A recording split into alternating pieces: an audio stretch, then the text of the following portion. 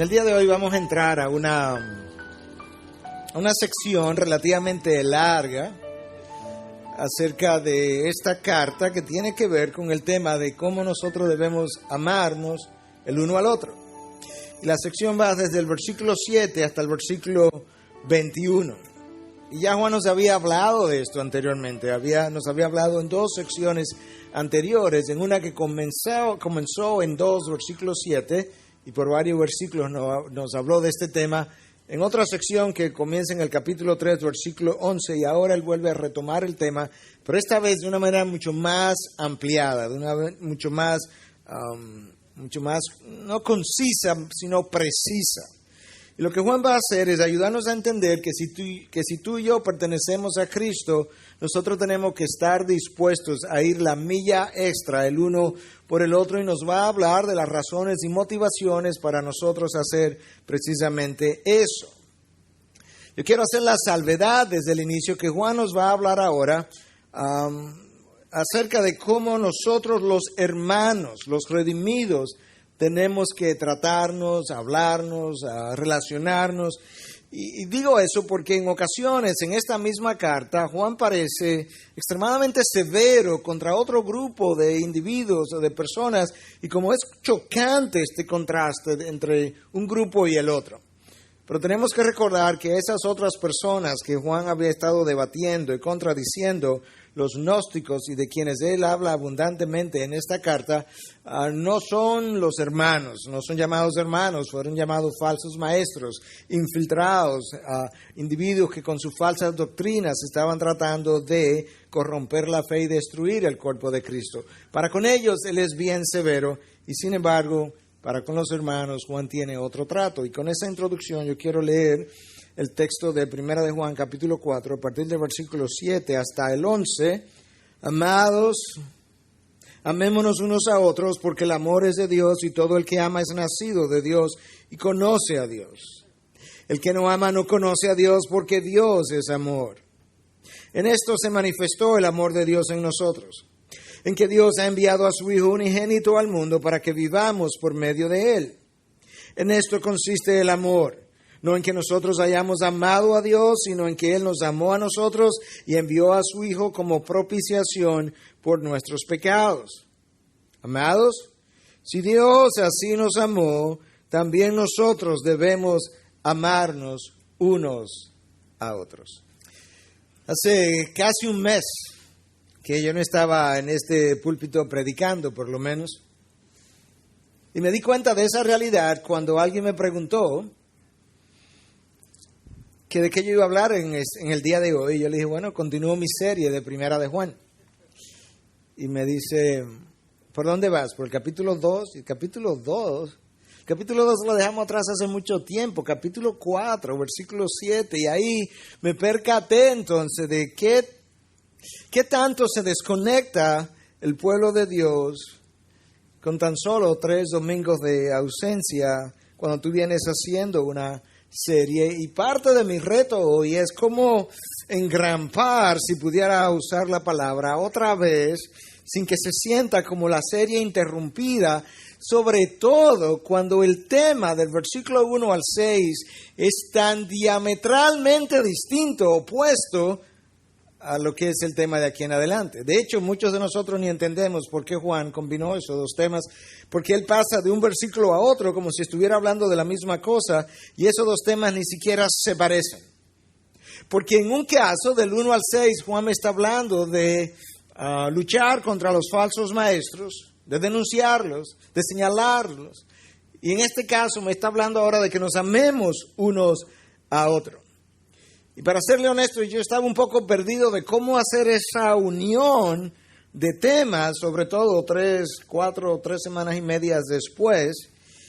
Pero quizás este párrafo del pastor Stephen Cole, que tiene una iglesia en Arizona y cuyos sermones he leído aquí y allí, quizás nos pueda ayudar a hacer la conexión. No solamente para ustedes, sino ciertamente aún para mí. Esto es lo que él dice. Notemos que el amor no está opuesto a la verdad.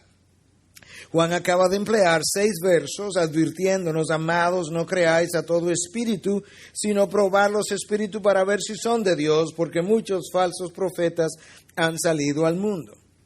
Él no dijo: dejemos a un lado esos puntos doctrinales donde estamos en desacuerdo y pongámonos de acuerdo en aquellas cosas donde concordamos y amemos a aquellos que difieren de nosotros. Ahora nota por qué Stephen Cole dice eso. Esto fue así debido a que estos hombres negaban verdades esenciales acerca de Jesucristo.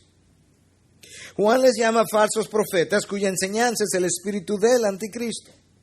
Amar no implica que dejemos a un lado la verdad por amar la unidad. Juan estuvo ahí cuando Jesús oró pidiendo al Padre que sus discípulos fueran uno para que el mundo supiera que el Padre le había enviado, pero él también oyó a Jesús orar: santifícalos en tu verdad, tu palabra es verdad. A lo que Stephen Cole se está refiriendo es que estas personas a las que Juan está haciendo alusión, las que Juan estaba contradiciendo y debatiendo, no estaban comprometiendo verdades triviales, pequeñas del Evangelio, estaban comprometiendo la misma esencia del Evangelio. Y de comprometer esas verdades, la iglesia misma corría la suerte de ser derrumbada, de deshacerse apenas en sus raíces, en sus inicios. Y por tanto no se podían poner de acuerdo en las cosas que estaban en desacuerdo, porque estaban hablando de la columna vertebral de la fe cristiana. Y a ese grupo Juan llama falsos maestros, y a ese grupo Juan trata de una manera muy severa. Escucha estas palabras en su segunda carta, capítulo 1, versículo 9 al 11. Todo el que se desvía y no permanece en la enseñanza de Cristo no tiene a Dios. El que permanece en la enseñanza tiene tanto al Padre como al Hijo. Pon atención ahora. Si alguno viene a vosotros y no trae esta enseñanza, no lo recibáis en casa ni lo saludéis, pues el que lo saluda participa en sus malas obras. Juan está hablando de personas infiltradas, destructoras, con las representantes del mundo de las tinieblas, capaces de destruir el mismo cuerpo de Cristo, y para con ellos Él es sumamente severo de palabras, pero totalmente distinto cuando del hermano se trata. Y yo creo que nosotros tenemos que aprender a hacer esa distinción, porque es importante. Cuando estamos hablando de los hijos de Dios, cuando de los hijos de Dios, los redimidos de Cristo se trata, no estamos hablando de amar la verdad a expensa del hermano, ni amar al hermano a expensa de la verdad. No estamos hablando de amar al hermano divorciado de la verdad. No. Estamos hablando de amar al hermano a través de la verdad. Porque es precisamente esta verdad que yo leí, inspirada por el Espíritu de Dios, la que me manda, me ordena que yo tengo que amar al hermano. De tal forma que si yo amo esta verdad, tengo que amar al hermano de quien esta verdad me está hablando. Y es por eso que estamos hablando de que tenemos que amar al hermano a través de la verdad. Y eso es otra cosa. Eso es otro panorama totalmente distinto. Para el día de hoy, como es nuestra costumbre a lo largo de esta serie, hemos estado eligiendo una palabra clave y hemos estado haciendo 1, 2 o 3 preguntas. La palabra clave que yo he querido elegir para este mensaje es amémonos.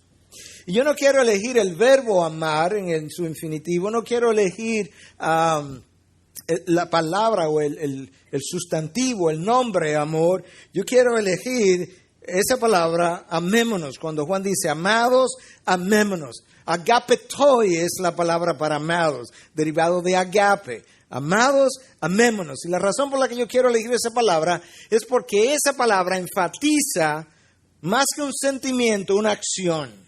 Esa palabra enfatiza algo que yo tengo que hacer contigo y que tú estás obligado a hacer conmigo. De manera que para hoy esa es nuestra palabra clave.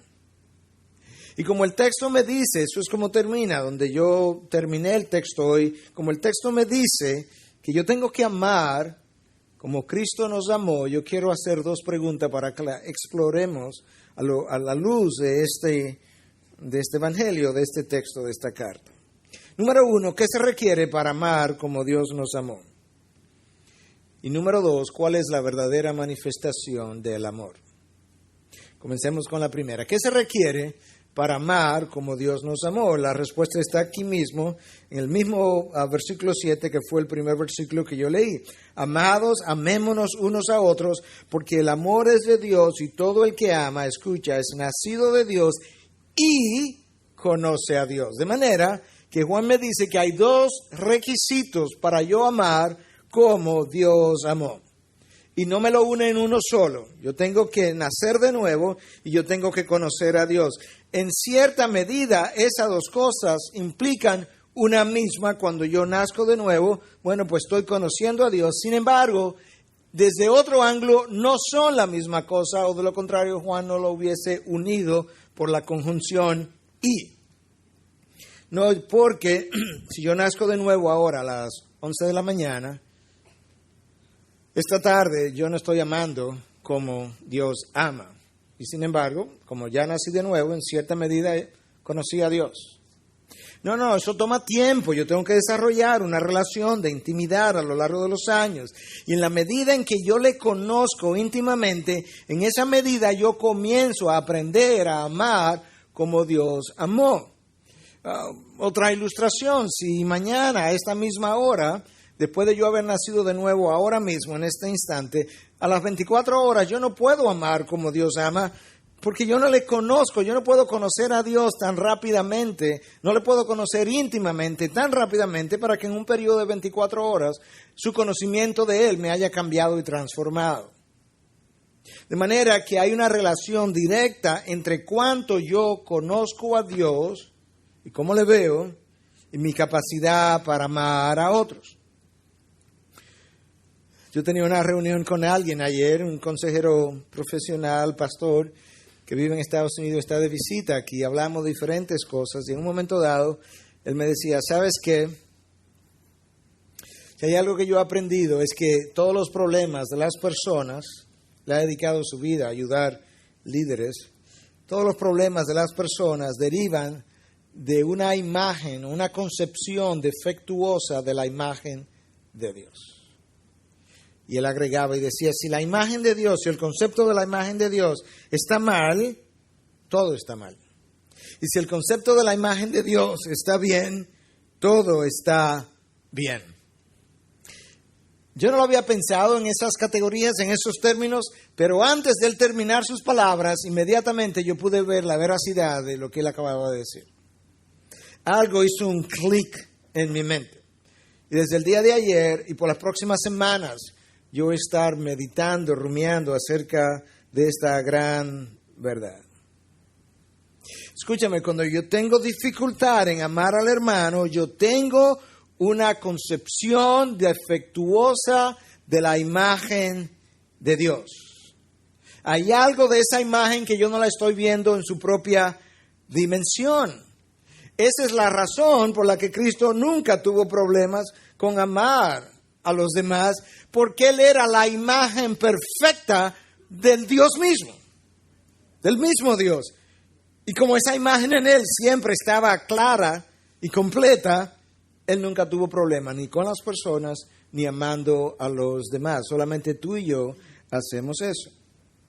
De manera que mientras más conozco a Dios, más fácil, más natural me resulta amar a las personas. De hecho, el versículo 7 me deja ver algo de eso y me dice el por qué. Pero ¿por qué mientras más conozco a Dios, más fácil me resulta amar a las personas? Versículo 7 lo dice, porque el amor es de Dios. Y de la misma manera, mientras menos conozco a Dios, más dificultad yo tengo en amar al otro. Alguien pudiera preguntar, ¿de qué forma la imagen de Dios me ayuda a mí a tener menos problemas o amar de una mejor forma que la que hasta hoy yo había podido hacer? Es bien sencillo. Mientras mejor veo a Dios, peor yo luzco. ¿Sí o no? Absolutamente. Mientras peor yo luzco, más humilde soy. Menos crítico. Más tolerante. Mientras menos conozco a Dios, vamos a darle la vuelta a la moneda ahora. Mientras menos conozco a Dios, mejor yo luzco. Mientras mejor yo luzco, peor lucen los demás. Mientras peor lucen los demás, menos yo quiero amarles. ¿Sí o no? Sean honestos conmigo ahora. Esa es la realidad, la tuya y la mía. Dios no ama de esa manera. Dios ha revelado, tú y yo amamos de una forma muy distinta como Dios ama. Cuando Dios ama, Dios no ama porque hay nada en nosotros o en algo para Él amarle que le resulte atractivo, llamativo, como es nuestro caso. Dios le dice a la nación de Israel en Deuteronomio 7, a partir del versículo 7, 8 y adelante, le dice, ¿sabes qué? Cuando te amé, no te amé porque tú eras más grande, mejor, más hermoso que los demás pueblos. Absolutamente nada de eso. Entonces, ¿por qué me amaste? Because I set my love on you. Porque yo quise de poner mi amor sobre ti. Pero no había absolutamente nada en tu condición que fuera atractivo para mi persona. Nosotros no amamos de esa manera. En todos los casos que nosotros amamos, hay algo que a mí me ha llamado la atención, que me ha cautivado. No importa si tú dices, yo amo a mi perro. Bueno, hay algo en el perro que a ti te llama la atención, que va desde como él te da cariños, mueve su cola, como te recibe, pero hay algo en él que hace que tú le ames. ¿Cuánto amo a mi esposa? Sí, la primera vez que le viste, había algo en su físico que te atrajo, que tú dijiste, me gusta. Dios nunca ha dicho, qué atractivo es esto. Pero nosotros siempre tenemos algo que nos motiva para nosotros amar. Nuestro amor es muy interesado. El amor de Dios es totalmente distinto. Cuando Dios me amó cuando yo no quería saber de Él. Cuando yo era su enemigo. Cuando yo no tenía el menor interés en hablar con Dios. Cuando yo estaba muerto en delitos y pecados. Y si usted es honesto, usted sabe lo poco motivador que es la cara de un muerto para hablar con Él. Yo estaba muerto cuando Dios me habló. Dios me habló me amó en medio de mi rebelión, en medio de mis prejuicios, en medio de mi orgullo. Cuando yo estaba condenado, destituido de su gloria, cuando yo estaba lejos de su reino y construyendo el mío. Dios me amó cuando yo era débil, cuando yo estaba alejado de todo lo que podía representar a Dios y no quería acercarme, cuando yo era un necio, cuando yo no sabía ni siquiera de lo que estaba hablando. Él me amó cuando yo no le amaba. Y Dios dice, ahora que tú sabes eso, yo quiero que entiendas que yo te estoy pidiendo a ti, que eres mi redimido, que ames como yo amo y te amé.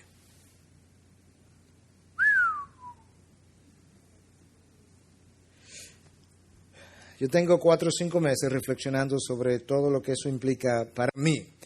Yo no le voy a hablar de ustedes, estoy hablando de mí ahora. Yo voy a compartir contigo lo que yo he estado reflexionando. Nosotros no amaríamos a nadie que luciera de la manera que yo acabo de describirnos a nosotros mismos. Es más, no amaríamos a nadie que tuviera la mitad de esas características.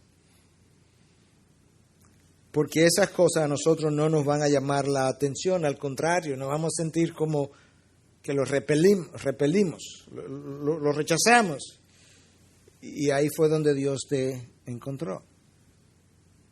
Déjame leerte lo que Juan dice, una vez más, yo lo leí ya, pero todo el que ama es nacido de Dios y conoce a Dios. Primero Juan me lo dice en la forma positiva, el que ama es porque conoce a Dios, y luego en el versículo 8 me lo dice en la forma negativa, y el que no ama no conoce a Dios. Wow. De manera que Juan me está diciendo que cuando yo tengo dificultad en amar, mi problema no es el otro, mi problema no es mi temperamento, es un problema de conocimiento de Dios. Y por tanto, la imagen de Dios que tengo, que he formado, es defectuosa. Y cuando la imagen de Dios es defectuosa, todos los demás lucen también defectuosos. ¿Qué se requiere para yo amar como Dios ama? Primera pregunta. En primer lugar, yo tengo que nacer de nuevo. En segundo lugar, yo necesito conocer a Dios, pero necesito conocerlo íntimamente, lo cual requiere una relación cultivada, nutrida. Esa es la palabra, tengo que nutrir mi relación con Él. Segunda pregunta, donde vamos a emplear el resto del tiempo que nos queda. ¿Cuál es la verdadera manifestación del amor? Oye, lo que Juan dice, te lo voy a leer una vez más. En esto se manifestó, cada vez que tú oyes algo como esto, en esto se manifestó, presta atención porque lo que viene se supone que es claramente, una definición clara de en esto. En esto se manifestó el amor de Dios en nosotros. En que Dios ha enviado a su Hijo unigénito al mundo para que vivamos por medio de Él. En esto consiste el amor. No en que nosotros hayamos amado a Dios, sino en que Él nos amó a nosotros y envió a su Hijo como propiciación por nuestros pecados.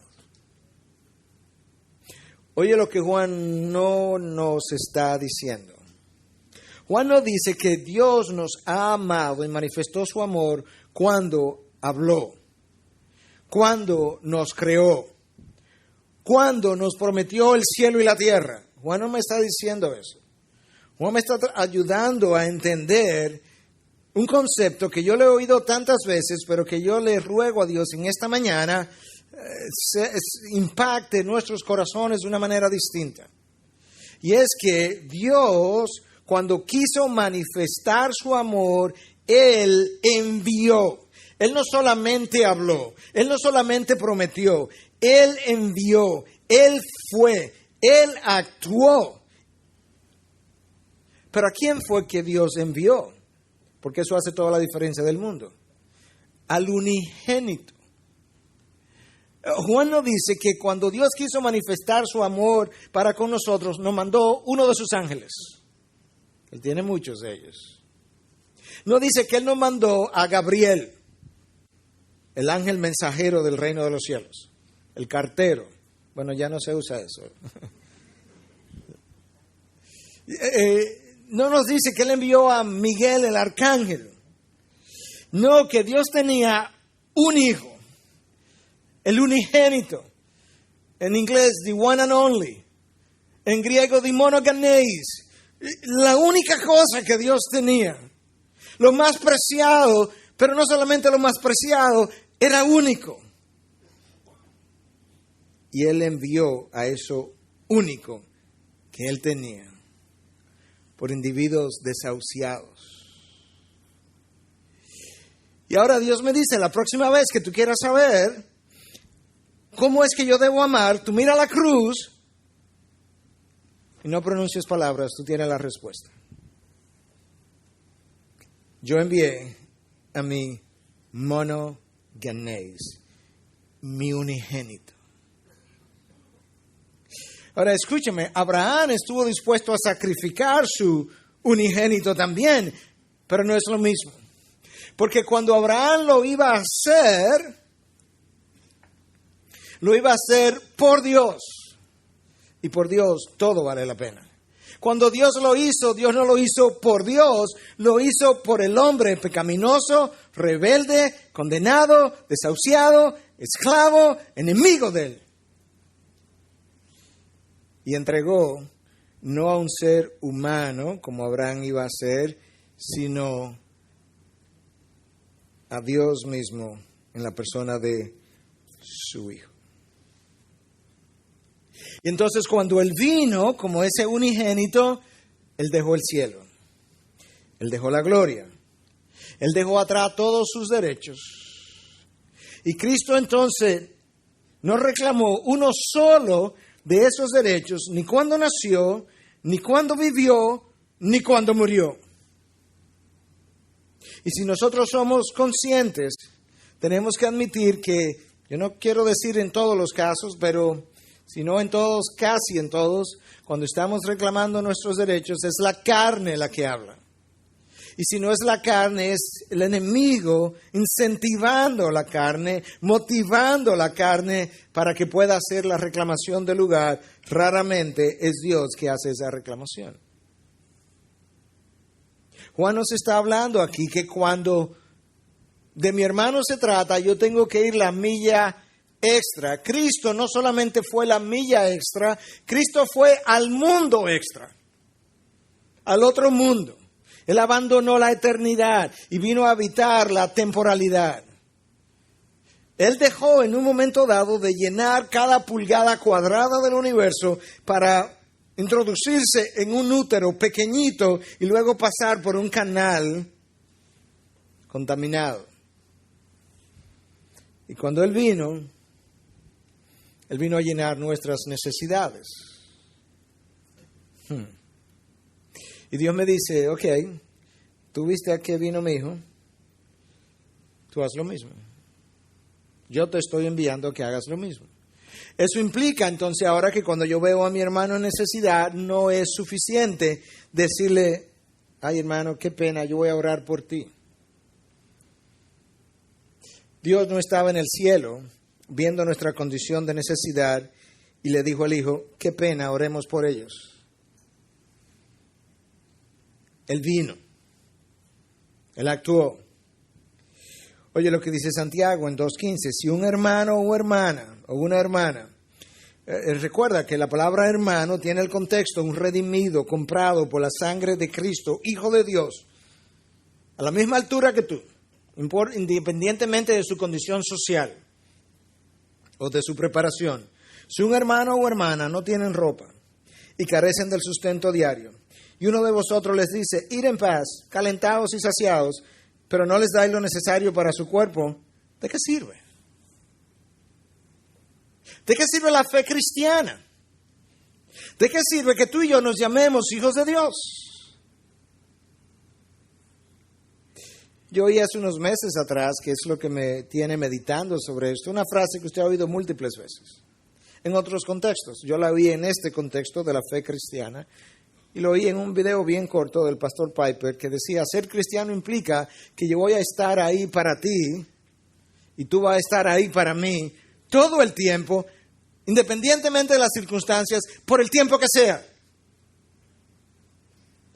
Y yo he estado meditando sobre eso porque si nosotros que decimos que tenemos la tercera persona de la Trinidad que mora en nosotros, el poder que levantó a Cristo de entre los muertos, si nosotros decimos que tenemos a ese poder en la tercera persona de la Trinidad habitando en nuestro interior y no somos capaces de hacer eso por aquel a quien Cristo redimió con su propia vida, entonces esta fe cristiana no vale la pena seguirla, no es digna de ser seguida, no es digna de ser respetada, de hecho no es digna de ser proclamada. La iglesia primitiva vivió de otra manera. Sus posesiones fueron vendidas si fue necesario.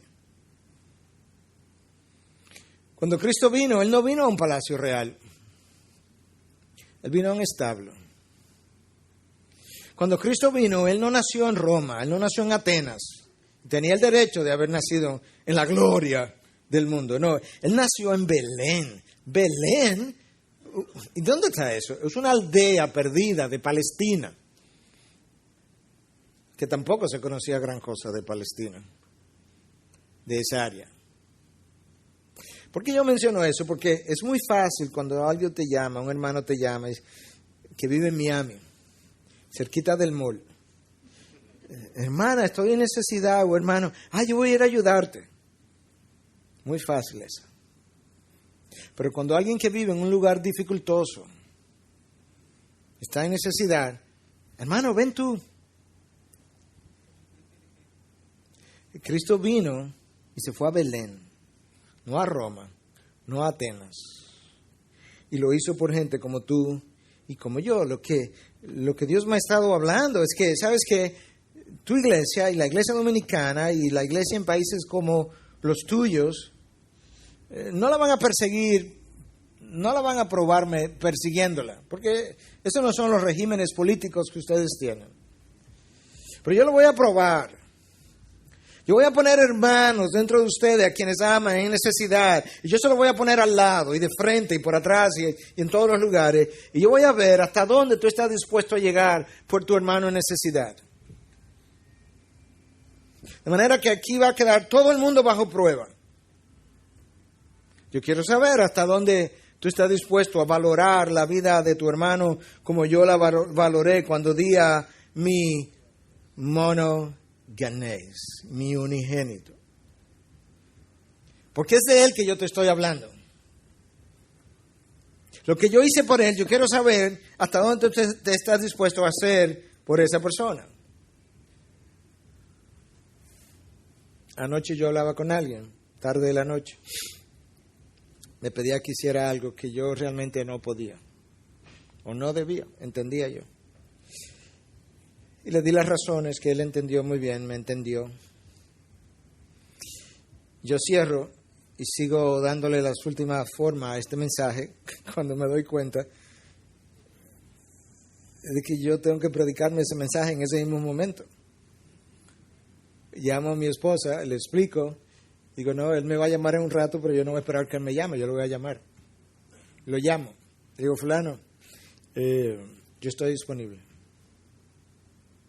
No, pero no queremos cargarte con eso, no es de esta iglesia. Okay. Porque incluso eso no es un problema de tu iglesia. Escuchen, si tú eres mi hermano y es tu problema, es mi problema. Si es tu problema, es mi problema. Cristo quiere saber cómo es que los supuestos hermanos van a tratarse unos a otros. A veces decimos, usted lo ha dicho, yo no he estado con usted viviendo todo el tiempo, pero eso es como nuestra carne es. Todos nosotros lo hemos dicho. A veces hemos dicho, bueno, pero total, ¿para qué ayudarlos si eso están ahí producto de su pecado? ¿Tú has pensado alguna vez que cuando Cristo te encontró tú estabas en una condición producto de tu pecado también? Imagínate que el padre te diga, ¿sabes qué, hijo? No vayas, no es necesario. Ellos están ahí producto de su pecado. Quédate aquí arriba en los cielos. ¿Tú has pensado que casi invariablemente cuando tú vas donde Dios para que te ayudes con alguna situación, tú estás en esa situación producto de tu pecado? A veces de ira, a veces de orgullo, a veces de mala administración, a veces de envidia, de celos, de conflictos internos. Cuando tú le pides perdón a Dios, sabes que tú has ido donde Dios con una condición producto de tu pecado y le está pidiendo que te ayude. Entonces, si tú no piensas que este hermano que ha caído en una condición producto de su pecado es digno de ayuda, entonces ¿por qué tú piensas que puedes ir donde Dios a pedirle ayuda cuando tú estás en situaciones que han resultado producto de tu propio pecado? ¿Te das cuenta cómo no nos damos cuenta de cómo vivimos? Dios ha estado hablándome de todo eso y más.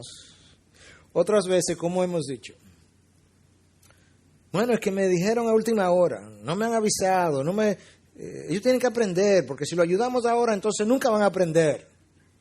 Y puede ser que haya un momento para eso, yo no digo que no vamos a ser tan simplistas tampoco. Pero el Señor me traía múltiples eventos a mi mente esta semana. Me mostraba otra vez las bodas de Caná.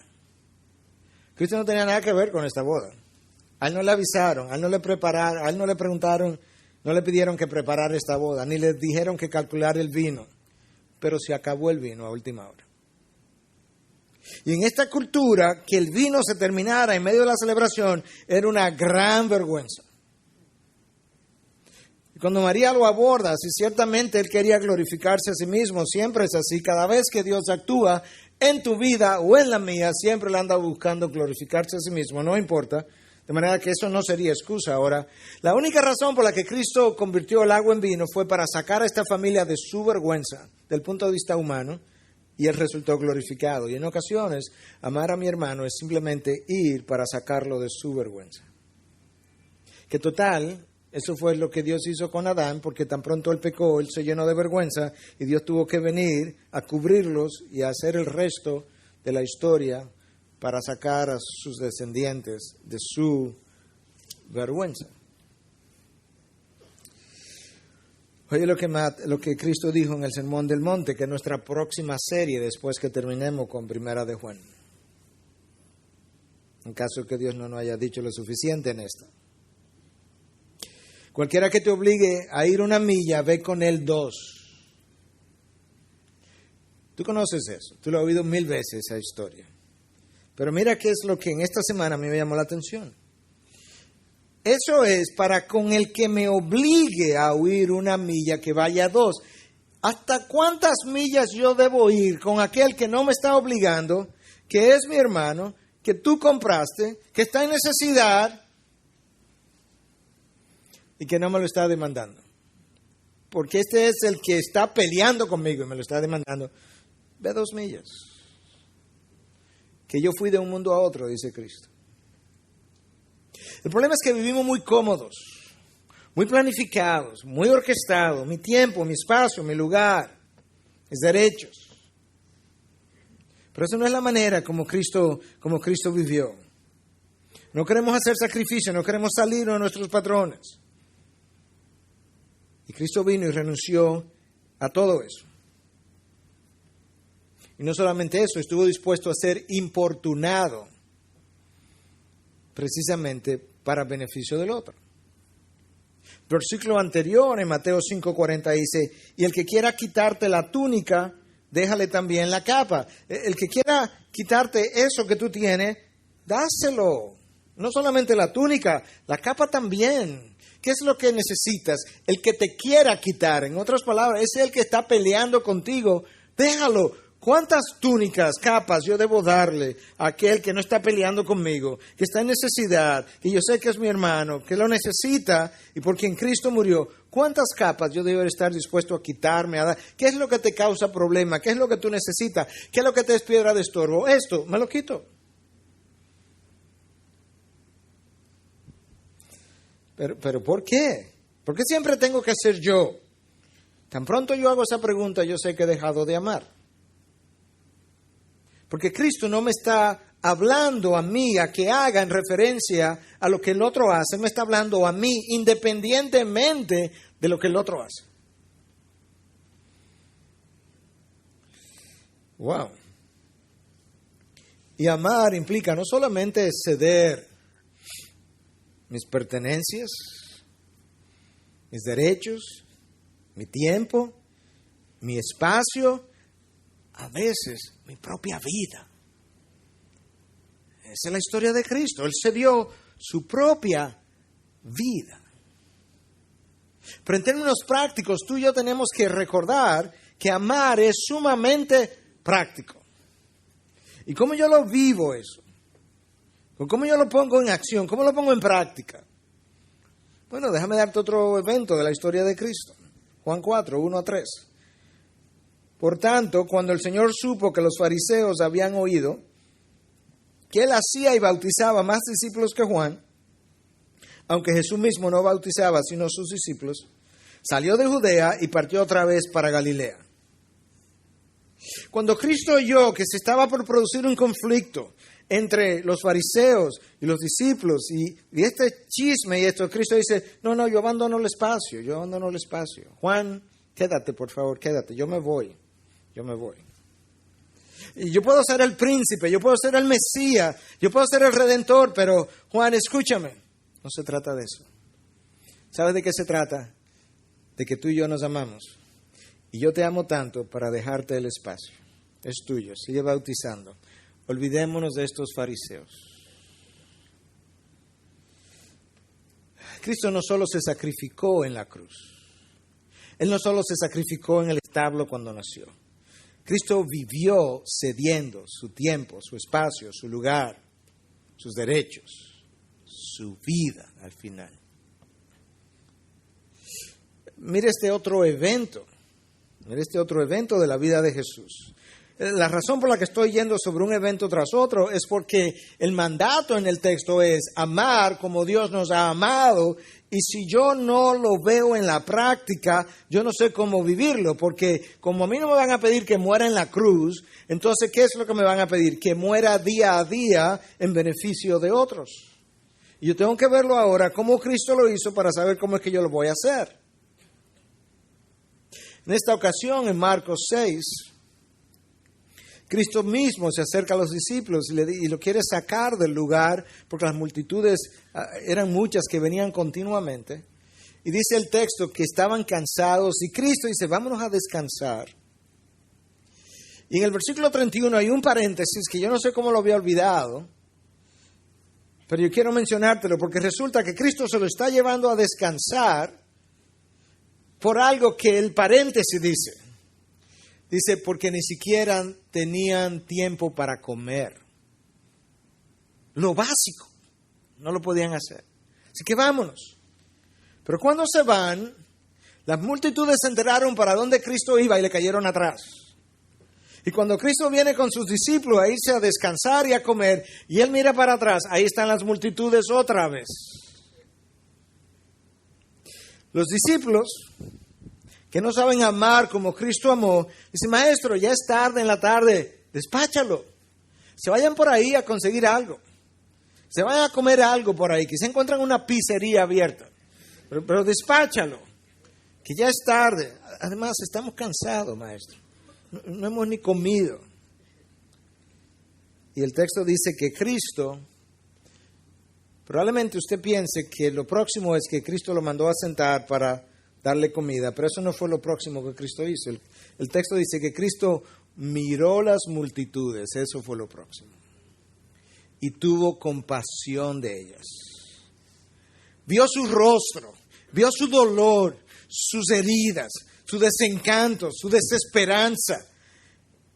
Y cuando los vio, se compadeció de ellos y no habiendo comido y estando cansados, algo en su interior lo movió. No, esta vez no, discípulos. Yo lo siento, estamos cansados, no hemos comido. El dolor de su rostro. Dice que las vio como ovejas sin pastor. Mándalas a sentarse. Que las vamos a pastorear ahora. Después descansamos, después comemos. Ahora es el tiempo de ellas. La razón por la que tú y yo no hacemos eso, la razón por la que los discípulos no hicieron eso, no es simplemente porque ellos no aman como Dios ama, es que no miramos las multitudes.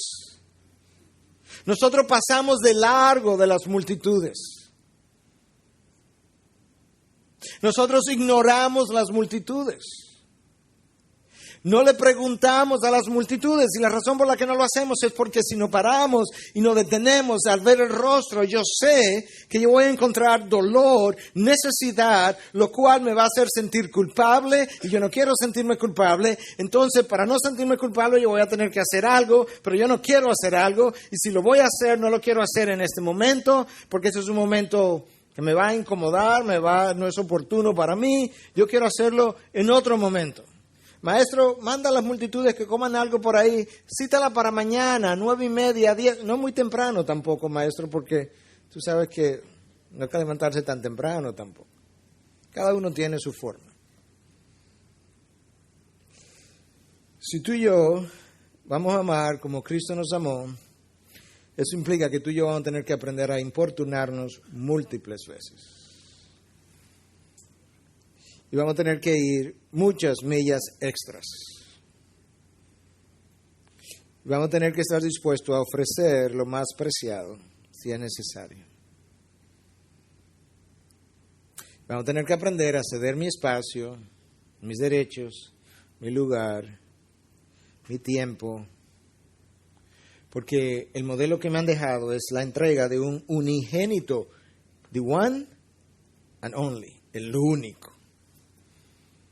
Y Cristo me dice, tú ve a mi unigénito, así como yo te he amado. Porque el texto dice que Cristo, Dios, manifestó su amor en que envió a su Hijo, versículo 9. En que envió, versículo 10. Versículo 11. Así, ámense ustedes. Wow. Y el versículo 11 me dice que Cristo hizo eso para que yo viviera por medio de Él. Claro que tengo que vivir por medio de Él porque yo estaba muerto. Si me deja así, me quedo muerto. Yo tengo que por medio de Él volver a la vida, pero luego que yo vuelvo a la vida por medio de Él, Dios entonces ha enviado su Espíritu que mora en mí para que yo viva esa vida ahora entregada, otorgada por medio de su Espíritu. Y entonces el amor que no tengo, el Espíritu que mora en mí está supuesto a producirlo. Y si no está siendo producido, hay dos posibilidades. No creo que hay muchas más. Una, o no tengo el Espíritu dentro de mí. Dos, quizás lo tengo, pero yo no estoy viviendo por medio de Él, porque cuando yo vivo por medio de Él, resulta que el Espíritu produce en mí el primero de los frutos, o del fruto del Espíritu mencionado en Gálatas 5:22, que es amor. Es un fruto del Espíritu. Tan pronto yo vivo por medio de Él, el Espíritu comienza a producir su fruto. Ahora nota que el texto en el versículo 10, y ahí para ir cerrando, aunque Pablo decía finalmente y le faltaba mucho por terminar la carta, entonces todavía me queda algo. Que Él envió a su Hijo como propiciación, que implica calmar la ira. Calmar la ira de Dios contra pecadores, contra el pecado en mi vida, de tal manera que cuando Dios envía a su Hijo porque Él, Dios Padre, está airado con el pecado del hombre y necesita llevar a cabo su justicia de tal manera que su ira pueda quedar aplacada. Y cuando lo hizo, entonces su Hijo cargó con las consecuencias de mi pecado. Ahora, nota cuál es la relación que te estoy haciendo. Él envió a su Hijo como propiciación para nuestros pecados, dice el texto, versículo 10. Inmediatamente después, ámense como Dios los ha amado. ¿Qué implica eso? Que yo voy a tener que cargar, si voy a amar a mi hermano, con las consecuencias de su pecado muchas veces. Que a veces como cargo con las consecuencias de su pecado, a veces en sacrificios, a veces en lágrimas, a veces en esfuerzo, a veces cediendo derechos y a veces en monedas. Porque Dios ha cargado con las consecuencias de mi pecado muchas veces. Y Él me está diciendo que yo tengo que amar de la misma manera. Ahora yo tengo una mejor idea de lo que implica amar, ¿sí o no? En términos prácticos. Déjame, en la medida en que traigo esto hacia el final y hacia la conclusión, déjame decirte cómo más, en términos del día a día, se supone que ese amor, visto a través de la vida de Jesús, debe lucir. Amar es permanecer en silencio cuando tú sabes que tus palabras pueden herir, independientemente de cuán ciertas sean. Como Cristo permaneció en silencio cuando en el aposento alto ninguno de sus 12 egoístas discípulos estuvo dispuesto a lavar los pies de aquellos que venían entrando. Y Cristo, sin pronunciar palabra, pudiendo haber pronunciado el sermón más elocuente y haber estado en la verdad, sabiendo que en poco tiempo ellos estarían altamente dolidos por su ausencia, no pronunció una sola palabra. Tomó una vasija, tomó una toalla y lavó los pies de cada uno de ellos. Amar no es solamente permanecer en silencio cuando tú sabes que tus palabras pueden herir. Amar es perdonar cuando las palabras del otro te han herido, como Jesús hizo cuando escuchó a Pedro decir: no le conozco. No le conozco. Maldita sea, no le conozco. Eso está en el texto así mismo. Y Cristo está en la hora donde todo el mundo le ha abandonado, oír estas palabras y simplemente ver a Pedro permanecer en silencio,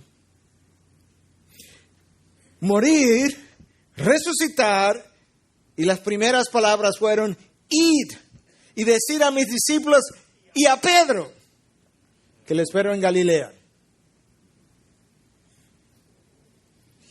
Y hasta donde nosotros sepamos, Cristo jamás le volvió a hablar a Pedro de su negación. Cuando Cristo lo restaura, no le dice: Pedro, ¿me amas? Sí, Señor, tú sabes que te quiero. Acuérdate, Pedro, de cómo me negaste. Me negaste 3 veces, que nunca lo olvide. Que cuando yo parta te quede claro de que jamás tú puedes hacer promesas de ese tipo. No, Pedro aprendió la lección. Y amar es perdonar cuando las palabras te han herido. Amar es lucir como sordo, no ser sordo. Lucir como sordo cuando se habla del pecado del otro. Como Cristo hizo cuando oyó a Simón el fariseo hablar del pecado de esta mujer prostituta. No, él no estaba sordo, no, él sabía lo que estaba ocurriendo, él sabía lo que ella era, pero se hizo como si no lo hubiese escuchado, porque el amor no difunde el pecado de otro. Amar es dar espacio para que otros crezcan, como Cristo lo hizo con Juan el Bautista. Juan, quédate, sigue creciendo en tu función. Yo no necesito este espacio, yo me voy. Amar es ser paciente ante la impaciencia de otros, como el día que Cristo quería entrar a Samaria y no le recibieron, y Juan y Jacobo, los hijos del trueno, querían ya quemar la villa de Samaria, hacer llover fuego del cielo, como si ellos hubiesen tenido ese poder en ellos.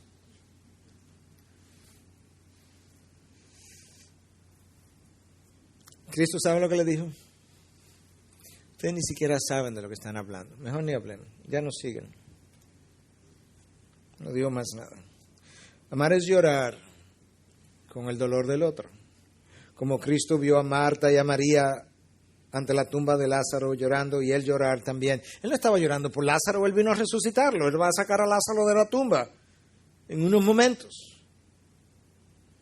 Él simplemente vio a María y a Marta, que no sabían lo que el Señor iba a hacer, con tanto dolor, y él se dolió con ellas. Amar es restringir tu poder, el que puedes usar en ocasiones con derecho, como Cristo lo hizo en la cruz, donde él pudo haber ejercido su poder y soplar y haber eliminado a todos sus enemigos. Para amar, nuestra mente necesita entender lo que es amar. Nuestro corazón necesita experimentar lo que es el amor de Dios, porque no puedo dar lo que no tengo. Y nuestras voluntades tienen que ser movidas a la acción. Mi mente, mi corazón, mi voluntad. Y yo no sé lo que es amar. Yo no sé lo que es mostrar el amor hasta que yo no vaya y haga y actúe. Yo no sé lo que es amar hasta que yo no dé, hasta que me duela. Yo no sé lo que es amar hasta que yo no llegue ahí. Al Padre le dolió entregar a su Hijo. Y yo no estoy dispuesto, yo no sé lo que es amar hasta que yo no estoy dispuesto a cargar con las consecuencias del pecado del otro, como mi Dios cargó con las consecuencias de los míos más de una vez.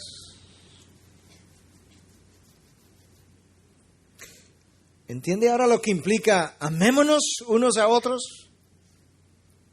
¿Entiende ahora lo que es la ordenanza? Como yo os he amado, amáis los unos a los otros. Esta es la hora de la prueba de parte de Dios. Y en la medida en que la iglesia crece, las pruebas sobreabundarán. Y en esa prueba, un servidor suyo no quiere quemarse.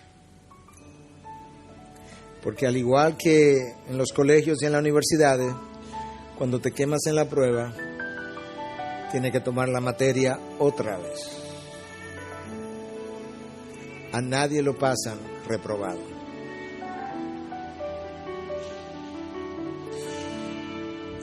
Yo creo que Dios nos está llamando a seguir madurando como iglesia, seguir creciendo y seguir siendo formada a la imagen de su Hijo.